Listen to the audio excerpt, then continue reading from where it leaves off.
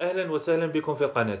تتداول عدة مواقع مختصة بأخبار التوظيف في الجزائر معلومات تفيد بقرب فتح التسجيلات الخاصة بمسابقة مشرف تربية لسنة 2026. المستوى الدراسي المطلوب للمناصب الإدارية في الوظيف العمومي. أراهم كامل، تابعوا إلى نهاية الفيديو تعرفوا كامل التفاصيل.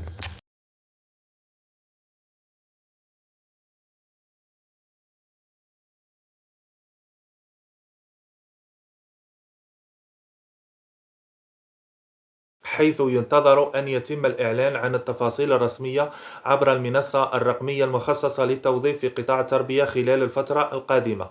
كما تشير المصادر إلى أن العملية ستشمل مختلف الأطوار التعليمية، مع تحديد الشروط المشاركة وعدد المناصب المفتوحة في كل ولاية عند صدور الإعلان الرسمي.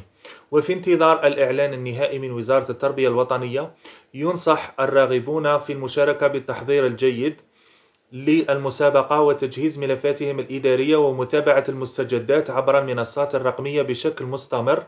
كما أنصح أيضا بمراجعة القوانين والتنظيمات التربوية وكل ما يتعلق بمهام مشرف تربية لرفع فرصة النجاح في هذه المسابقة المنتظرة. ويبقى الإعلان الرسمي صادر عن وزارة التربية الوطنية المرجع الوحيد لتأكيد موعد التسجيلات وعدد المناصب وشروط الترشح. لذلك ندعو جميع المهتمين إلى عدم الانسياق وراء الإشاعات والاعتماد على المصادر الرسمية فقط. بالتوفيق لجميع المترشحين، ولا تنسوا الاشتراك في القناة وتفعيل الجرس ليصلكم كل جديد حول مسابقات التوظيف والأخبار الهامة.